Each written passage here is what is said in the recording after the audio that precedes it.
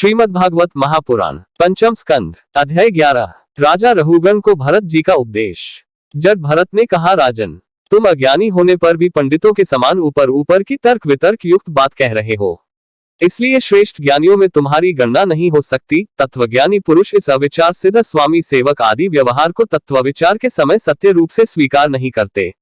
लौकिक व्यवहार के समान ही वैदिक व्यवहार भी सत्य नहीं है, क्योंकि वेद वाक्य भी अधिकतर गृहस्थजनोचित यज्ञ विधि के विस्तार में ही व्यस्त हैं।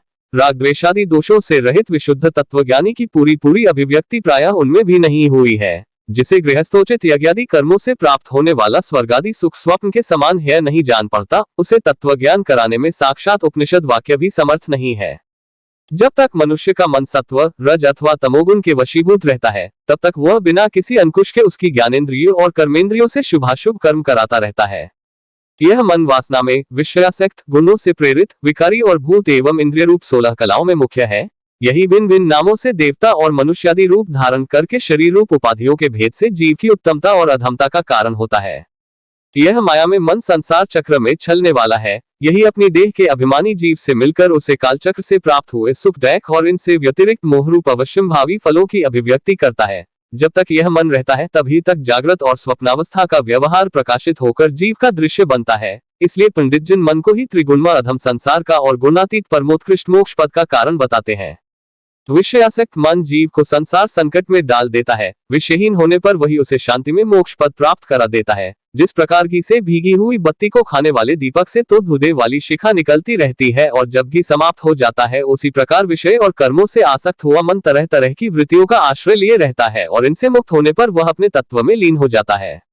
वीरवर 5 कर्मेंद्रिय, 5 ज्ञानेंद्रिय और 1 अहंकार, ये 11 मन की वृत्तियां हैं तथा 5 प्रकार के कर्म, 5 तन मात्र और 1 शरीर, ये 11 उनके आधारभूत विषय कहे जाते हैं। गंध, रूप, स्पर्श, रस और शब्द, ये 5 ज्ञानेंद्रियों के विषय हैं।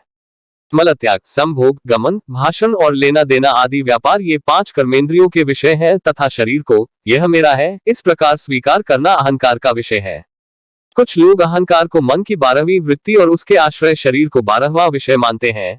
ये मन की 11 वृत्तियां द्रव्य, विषय, स्वभाव, आशय, संस्कार, कर्म और काल के द्वारा सैकड़ों, हजारों और करोड़ों भेदों में परिणत हो जाती हैं, किंतु इनकी सत्ता क्षेत्रज्ञ आत्मा की सत्ता से ही है, स्वतः या परस्पर मिलकर नहीं है।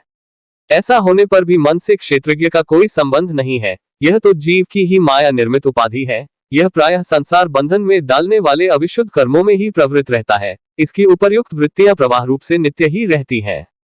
जागृत और स्वप्न के समय वे प्रकट हो जाती हैं और सुषुप्ति में छिप जाती हैं। इन दोनों ही अवस्थाओं में क्षेत्रज्ञ, जो विशुद्ध चिन्ह मात्र है, मन की इन वृत्तियों को साक्षी रूप से देखता रहता है।